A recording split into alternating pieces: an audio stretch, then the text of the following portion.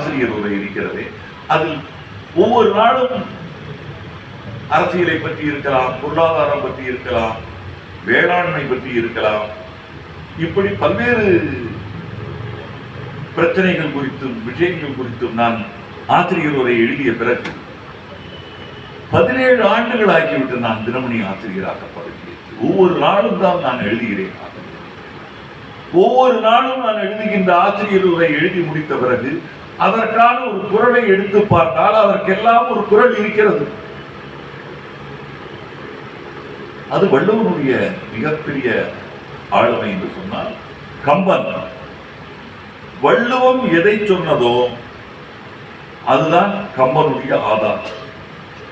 அறம் என்பதுதான் வள்ளுவர் சொல்லுவார், மனத்துக்குள் மாசிலன் ஆதல் அனைத்து அறம் ஆவலன் இருக்கிற, அதுதான் அந்த அறம் தான் கம்பகாதை. கம்பகாதையுடைய அடிப்படை அறம்.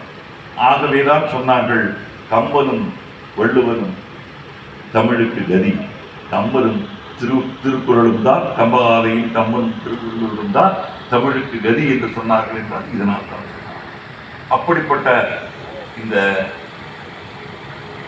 கம்பனுடைய மகிமைக்கு விழா எடுத்து சிறப்பித்துக் கொண்டிருக்கின்றார் புதுகை கம்பன் கடகத்தில் இன்று விருது பெறுகின்ற இலக்கிய மாமணி சிவகுருநாதன் ஐயா அவர்கள், கம்பன் பணிவள்ளல் விருது பெறுகின்ற செந்தில்குமார் ஐயா அவர்கள், பி முருகானந்தம் அவர்கள், தனது நூலை வெளியிட்டிருக்கின்ற கவிஞர் நிலவை பழனியப்பன் அவர்கள், இந்த விழாவுக்கு முன்னிலை வகித்துக் கொண்டிருக்கின்ற டாக்டர் ராஜ்மோகன் அவர்கள், காமராஜ் அவர்கள், இவர்கள் அனைவரையும் நான் அவர்கள் சார்பில் என் சார்பிலும் புதுகை கம்பன் கழகத்துக்கு நன்றியும் வணக்கமும் தெரிவிக்க கடமைப்பட்டிருக்கிறேன்.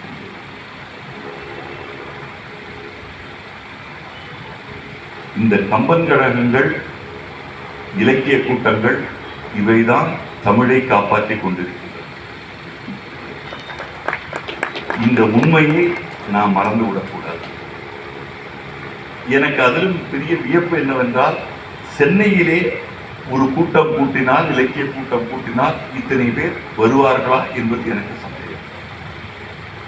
ஆனால் புதுகையிலே இத்தனை பேர் வந்து கொண்டிருக்கிறார்கள் என்று சொன்னால் இன்னும் தமிழ் நின்று கொண்டிருக்கின்றது, இலக்கியம் நின்று கொண்டிருக்கின்றது. இங்கே நாம் மொழியையும் நம்முடைய பண்பாட்டு கூறுகளையும் இலக்கியங்களையும் காப்பாற்றுவதில் முழுமையாக நம்மை துடித்துக் கொண்டிருக்கிறோம். இன்னும் அது நம்மை விட்டு போய்விடவில்லை என்கின்ற மிகப்பெரிய ஒரு உண்மையை எனக்கு உணர்த்திக் கொண்டிருக்கிறது. கம்பன் குறித்து சொல்லும் போது எத்தனை சொன்னாலும் போதவே போதாது. எனது மகள் சென்னையிலே ஒரு கல்லூரியிலே ஆங்கில பேராசிரியராக இருக்கிறார். அவரிடம் பேசும்போது ஒரு நாள் நான் சொன்னேன், ஆங்கில கவிஞர்கள் எத்தனையோ பேர் இருக்கிறார்கள், ஆங்கிலத்தில் பல இலக்கியங்கள் இருக்கின்றன. நான் கம்பனுடைய 2 பாடல்களை சொல்கிறேன். இதற்கு நிகராக ஆங்கில இலக்கியத்தில் ஏதாவது ஒரு பாடல் இருந்தால் எனக்கு சொல். 2 பாடல்கள் நான் சொல்கிறேன், சொல்லுங்கள் என்று சொன்னார். தாடகை வதத்தின் போது ஒரு அருமையான பாடலை வைத்திருப்பார் கம்பன். தாடகை விழுந்து கிடப்பாள், ராமனுடைய அம்பு பாய்ந்து அந்த பக்கம் போய் விழுந்து கிடக்கும். அப்போது ஒரு பாடல் வைப்பார். அந்த பாடலில் அவர் என்ன சொல்வார் என்றால், கண்ணங்கரையில் இன்று இருள் போல இருக்கின்ற இந்த தாடகை, இவள் மீது கரிய செம்மல் அம்பை விடுகிறார். அல்லப்பும் நிறத்தில் உள்ள அந்த தாடகை மீது அம்பை எய்கிறார். அந்த அம்பு என்ன செய்கிறது?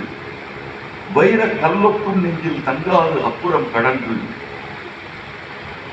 கல்லிலேயே மிகவும் கடினமான கல் வைரம். அந்த வைரத்திற்குள் வைரத்தை துளைக்க முடியாது அவ்வளவு எளிதாக. அந்த வைரம் போல இருக்கின்ற அந்த நெஞ்சில் துளைத்து அந்த பக்கம் விழுந்திருக்கிறது அந்த அம்பு. அந்த அம்பு அதுவும் எப்படிப்பட்ட அம்பு என்றால் ராமனுடைய. அந்த அம்பு எந்த வேகத்தில் போயிற்று என்று சொன்னால் ராமனுடைய சொல்லொக்கும் கடிய வேக சுடுசரம், சொல் எப்படி பாய்கிறது, அவ்வளவு வேகத்தில் பாய்கின்ற அந்த சுடுசரம் அல்லொக்கும் நிறத்தினால் மேல் கரிய செம்மல் விடுத்தது, வைர கல்லொக்கும் நெஞ்சில் தங்காத அப்புறம் கலந்து கல்லா புல்லருக்கு நல்ல ஒரு அது எப்படி போயிட்டான், ஏதோ வாழைப்பழத்தில் ஊசியை குத்தியது என்றுதான் சொல்லுவோம். அதை விட எளிமையான ஒரு உதாரணத்தை கம்பன் எடுத்து என்ன சொல்வார் என்றால், கல்லா புல்லருக்கு நல்ல ஒரு சொல்லென போயிட்டு ஒரு முட்டாளுக்கு ஏதாவது சொன்னால் இந்த காரில் வாங்கி அந்த காரில் எவ்வளவு வேகமாக போய்விடுமோ அதுபோல கல்லா புல்லருக்கு நல்ல ஒரு சொல்லென போய் இந்த போன்ற ஒரு உவமையுடன் ஒரு கவிதை ஆங்கிலத்தில் இருந்தால் எனக்கு சொல்லமா என்றுதான். இன்னொரு பாடல் வைத்திருப்பார். இதுவும் இதே போல தாடகை மரணத்தை போல ராவணனின் மரணத்தில் இது வரும்போது கூட நான் ஒரு இடத்தில் எருக்கம்பூ பார்த்த போது அந்த கவிதை அந்த பாடல் எனக்கு நினைவுக்கு வந்தது. வெள்ளெருக்கம் தடைமொழியான் ஏற்படுத்த திருமேனி என்று ஒரு பாடல். அந்த பாடல் ராவணனுடைய அம்பு ராவணனை துளைத்திருக்கு, சல்லடையாக துளைத்திருக்கு. ஏன் அந்த அம்பு அப்படி துளைத்தது என்பதற்கு ஒரு காரணம், ஒரு ஓம் என்று வைத்திருப்பார். என்ன சொல்வார்,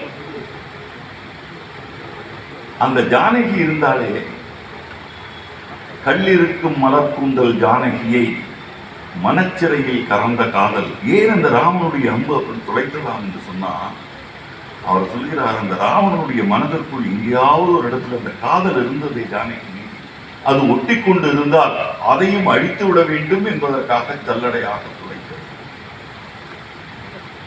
கல்லிருக்கும் மலர் கூந்தல் ஜானகியை மனச்சிறையில் கறந்த காதல் உள்ளிருக்கும் என கருதி தடவியது என்பது. இந்த இரண்டு பாடல்களில் சொன்ன ஊமை போல எனக்கு ஏதாவது ஒரு பாடல் இருந்தால் சொல்லேன் என்று கேட்டிருக்கிறேன். ஏறத்தாழ ஓராண்டு ஆகிவிட்டது. இதுவரை அதற்கு எனக்கு ஒரு பாடலை கண்டுபிடித்து தந்தது. ஆகவே எதற்காக சொல்கிறேன் என்று சொன்னால், கம்பனை ஐயா சம்பத்குமார் அவர்கள் சொன்னார்களே, கம்பனை சித்தராக பார்த்தால் சித்தர், கவிஞனாக பார்த்தால் கவிஞன், ஒரு சமுதாய அற்புதமான சீர்திருத்தம்.